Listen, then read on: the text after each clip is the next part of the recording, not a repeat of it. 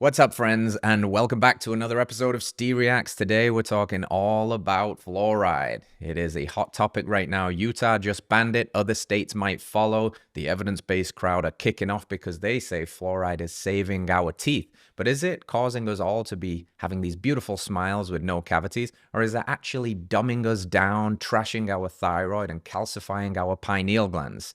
Well, let's find out. So before we dive into the videos, it's best to understand a little bit what fluoride is. So it's mostly known and renowned for its role in dental health. Introduced around the early mid-1900s, basically believed to help prevent tooth decay and cavities and such. Now, it is a natural compound first, and it can be found in things like soil, natural mineral deposits, and it comes from fluorine or calcium fluoride that's just in the earth, it's in the atmosphere. The synthetic version of it is a byproduct of the phosphate fertilizer or aluminum industry, and that's what's put in our water supply to help with our teeth, supposedly. The interesting thing is that the natural one is actually less bioavailable, so we might run into less kind of accumulation, and it's in lower amounts than the synthetic one, which is more bioavailable and in egregious amounts that don't really match kind of the naturalistic philosophy of how we lived our life and what was available in our foods or in our soils throughout history. So is this a problem? Let's find out. This is huge. Utah has just become the first state ever to ban the use of fluoride in public water. And a few other states, including Florida and Ohio, are also now considering the same. You see, the argument essentially is that while fluoride has been successfully reducing cavities and improving oral health since it was added to the public water system in 1945, today there are now concerns that some pregnant women and children may be exposed to excessive amounts of fluoride from additional sources like water-added food, drinks, tea, toothpaste, floss, mouthwash, etc. And it's that additional or excessive amount of fluoride that is the concern. In fact, a meta-analysis of 74 studies done in countries around the world found a statistically significant association between higher fluoride exposure and a lower children's IQ scores, showing that the more fluoride a child is exposed to, the more likely that that child's IQ will be lower than if they weren't exposed to it at all. And this is in addition to the NTP report published last year, which marked the first time ever that a federal agency came to the same conclusion. The study, however, didn't find any evidence that fluoride exposure had adverse effects on adult cognition. Utah lawmakers argued that putting fluoride in the water was too expensive and it had limited benefits on dental health compared to the risks associated. The Utah governor likened it to being medicated by the government. So the question is, what do you think? Should more states stop adding fluoride to the water, or are people just being too overly concerned? All right, big question. Should the government stop medicating us involuntarily through our water? That's really interesting. We'll pull up a study in a minute and look at that. But basically, more fluoride, lower IQ scores. So what are we trading here? Supposedly healthier teeth for dumber people. Doesn't seem like a worthy trade-off in my view. And also, we got to also examine the claims about the teeth health stuff with fluoride. It's not the natural version, it's synthetic. There is a lot of stuff going on here. So fluoride is the topic of the month. This is a meta-analysis. So basically, a meta-analysis is a study of studies, so it's known as the gold standard of science. And this is looking at fluoride exposure and children's IQ scores, a systematic review, and a meta-analysis. So this is as good as it gets for the people that want to trust the science. This is what the science say. So we can link that and all of that stuff. But basically, long story short, the conclusions echo what the gentleman just said on the previous video. This systematic review and meta-analysis found an inverse association and a dose-response association between fluoride measurements in urine and drinking water and children's IQ scores across the large, multi-country epidemiological literature. TLDR, the higher the fluoride, the lower the IQ. Not good. There were limited data and uncertainty in the dose-response association between fluoride exposure and children's IQ when fluoride exposure was estimated by drinking water alone at concentrations less than 1.5 milligrams per liter. But these findings may inform future comprehensive public health risk-benefit assessments of fluoride exposures. And I think he mentioned something that is very, very important. It's not just in drinking water. It is also in toothpaste, and it is coming from multiple angles, and it rings the bell of that kind of old adage that the dose makes the poison. A tiny amount of fluoride, probably not something to be super concerned with.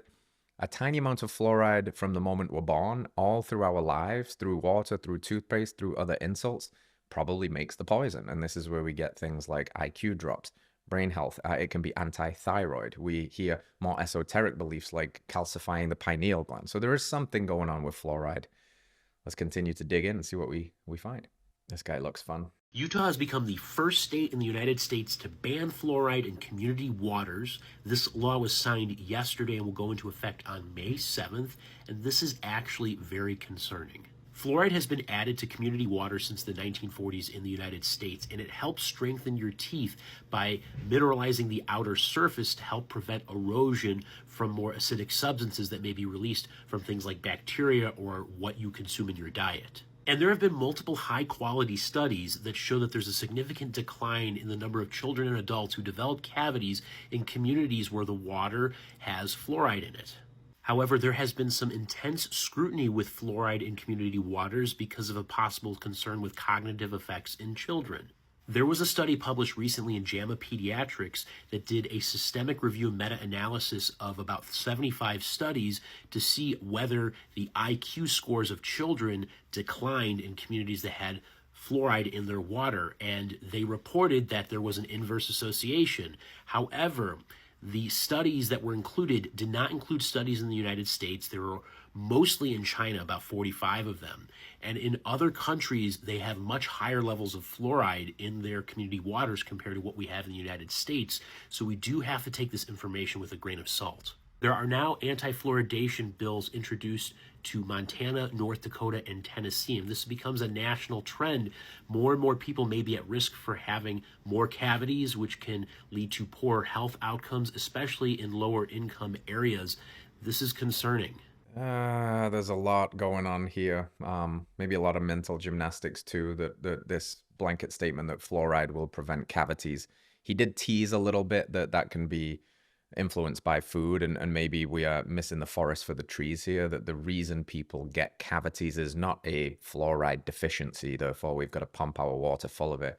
It's because we're not addressing all manner of things. Let's talk about the amount of babies that are breastfed now and the structural development of their jaw and learning how to latch, and then the food that they're fed when they are young is nutrient devoid. It's crap, it's poison, it's seed oils, it's sugar. That creates a mouth bacteria that is not healthy. That creates and spurs on cavities. Everybody's a mouth breather. So there's so much going on here to just be like, oh, fluoride is the thing that is saving us from cavities, God forbid, without acknowledging all the other things in the arena is a little bit foolish. And I've seen this kind of like, this crowd, right? No, we shouldn't do this. It's reckless. There's going to be more cavities. Oh no, these American governors are stupid. This is the Maha movement gone crazy. The conspiracy theories are going to give everybody cavities, and they want to play it off as though it's a silly thing to do. And I would ask the question then, do you think Sweden, Norway, Germany, Switzerland, France, Hungary, Poland, Finland, Japan, South Korea, are all of those stupid too? Because they don't put fluoride in the water. So this isn't like a novel thing that America is just experimenting with. This is in many, many countries. They don't do this, and they're not having like rampant epidemics of cavities.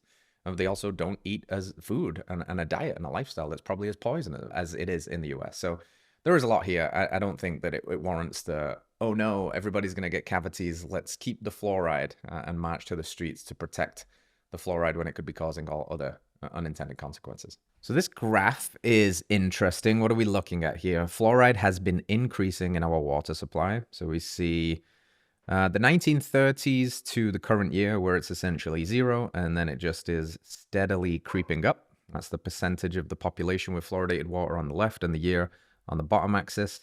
So it's going up. There is no questions about that. And if we contrast this with tooth decay trends, it gets very interesting here. So you track the red line is fluorinated and the blue line is non-fluorinated, and you see that they're all tracking in the same direction. So this idea, or this argument, I guess, that the only reason tooth decay is improving is because of increasing fluorination in our water and toothpaste and all of that stuff doesn't really hold up when you look at the totality of the picture. Like it's improving everywhere, actually, regardless of fluorination or not, which would probably point at something else, like just standards of living and awareness around things like brushing our teeth and flossing and clearing up nutrient deficiencies in particular and things like that. So again, just be wary when you hear these like scary stories like, oh no, if they remove the fluoride, our teeth are gonna fall out of our heads, when globally speaking, the trend is moving very positively in the right direction anyway. But other trends that are a little bit more hidden about these IQ and the other potential things like thyroid health are actually going in the wrong direction. So that's interesting.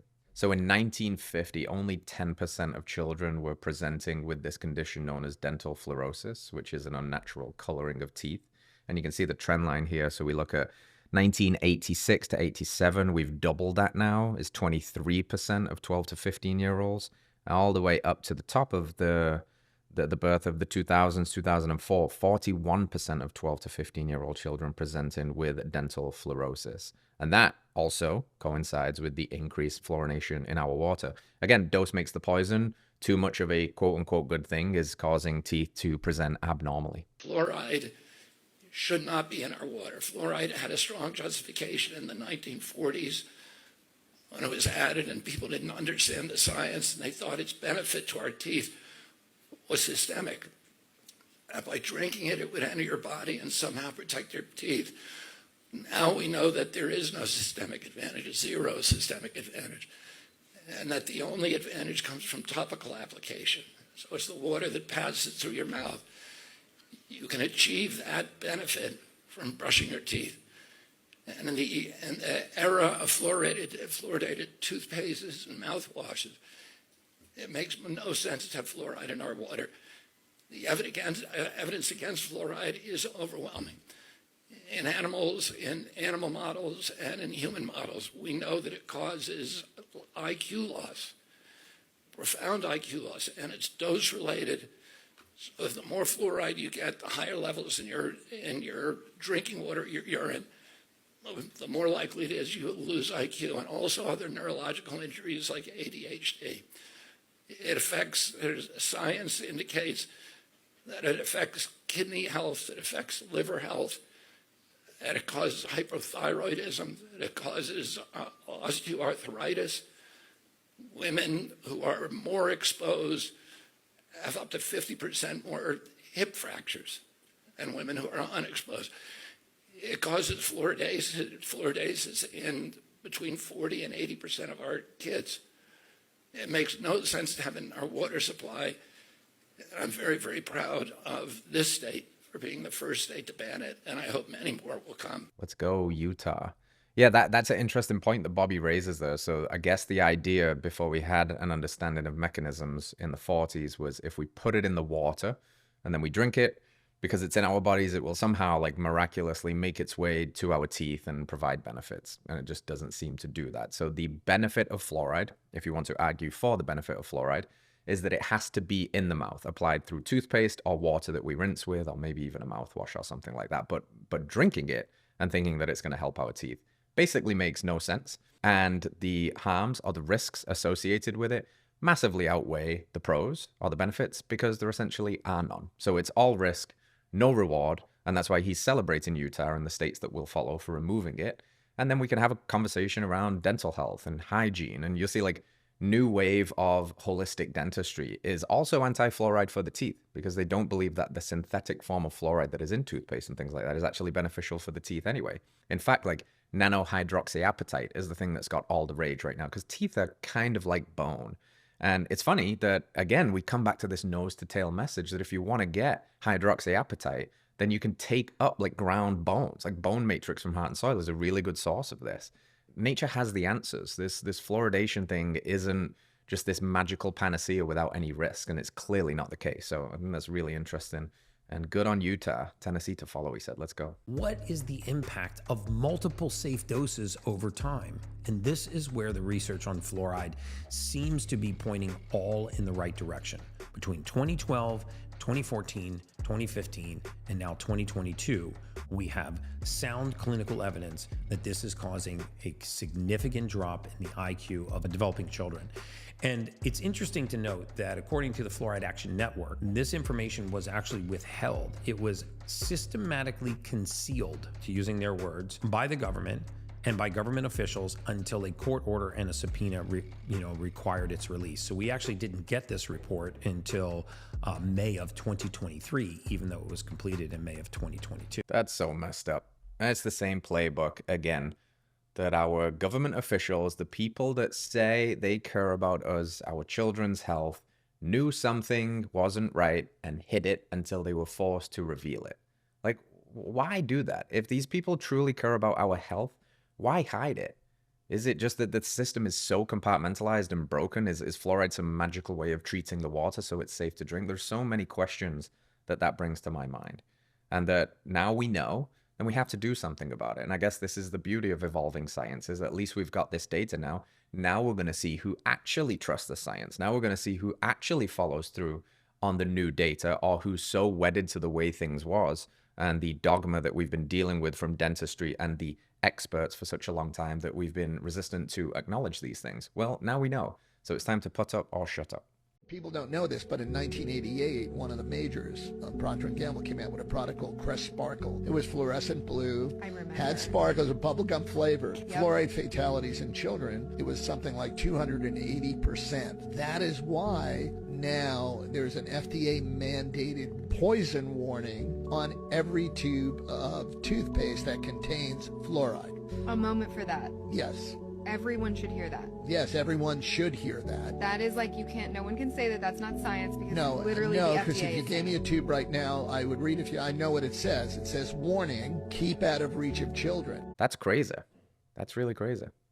I didn't know that. So what he's basically saying is that these, when they were first coming out and they were probably mega dosing fluoride, that there was an increase in fluoride fatalities in children. And now it comes with like that black box warning that you see on other medications, that if you actually take it and look at it and you read the package inserts, really crazy stuff. You'll get a glimpse of this through the advertising culture in America when you're watching the football or whatever, and they play those commercials and it's like people running around all happy, dancing in the garden while your barbecue's going, and they're telling you how this medication will give you your life back.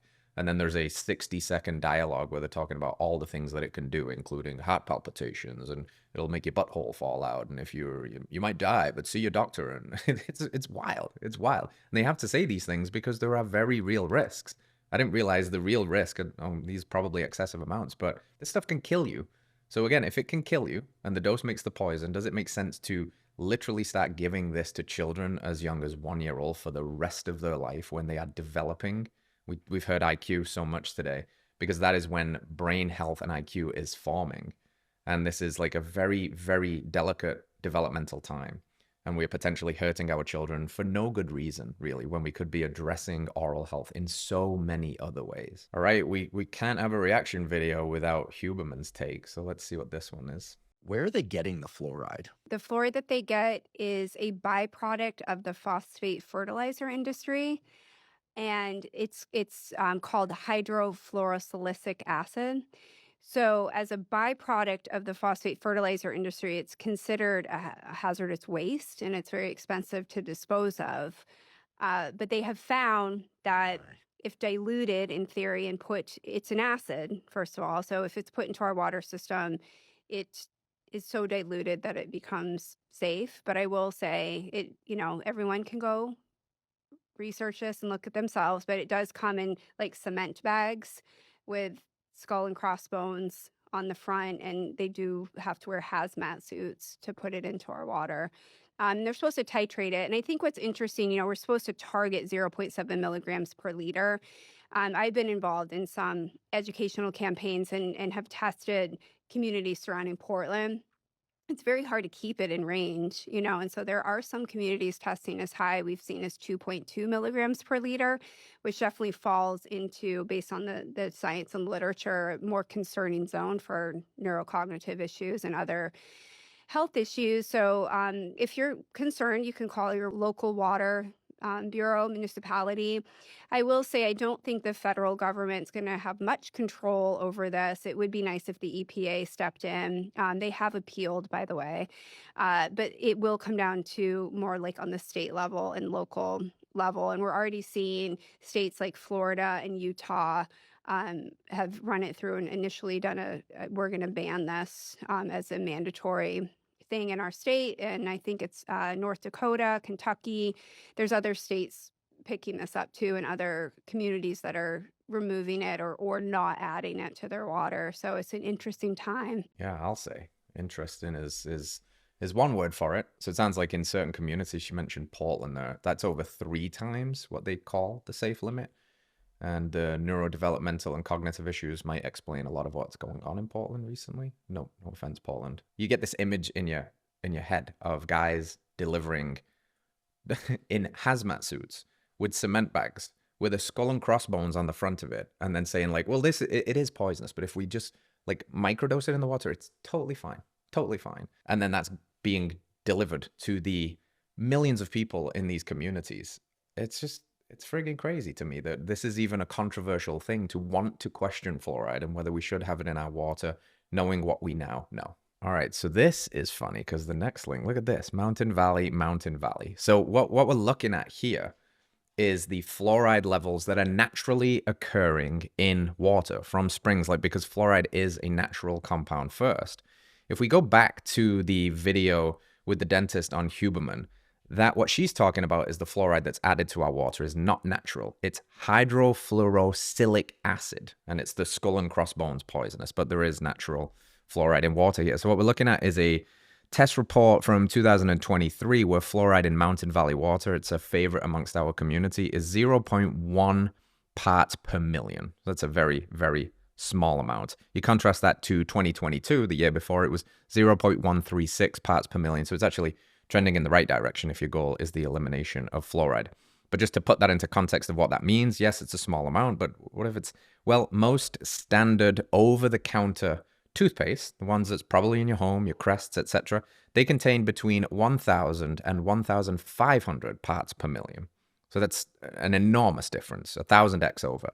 And then you've got prescription toothpastes, which are stronger in fluoride for healthier teeth, that can contain as much as 5,000 parts per million. So I think we're talking about drinking, 5,000 plus bottles of Mountain Valley spring water in a day from one exposure to brushing your teeth with this stuff. So pretty wild to think about, but they show that like usually these things that end up in our supply usually come from nature first, and then we try to kind of hijack nature and create a byproduct like she mentioned in that video. It's essentially a byproduct of hazardous waste that they can't get rid of, so they kind of chemically alter it a little bit. But we know there's no biological free lunches. When you try and cheat nature, nature usually wins. And maybe what winning means in this case is lower IQ and osteoporosis and low thyroid, which we're seeing as a new epidemic. It's crazy. Well, so there you have it, friends. Trying to play a diplomatic role here and hear from both sides. But as far as I can see it, and I'd love to hear your thoughts on this, unnatural fluoride, the kind found in our drinking water and these over-the-counter like normie toothpastes, not good if you are concerned about not only your own health and your own neurocognition and potentially your thyroid health, but in particular, if you have developing children. We've got the science now. Dare I say that it's settled? I don't know, but it will be an evolving story to see what we do here in America at a state level, as some of these governors and people like Bobby Kennedy spur on this message to get it out of the water. So there are better options out there, friends. Let us know in the comments what you use, and stay free from fluoride. We'll see you next time.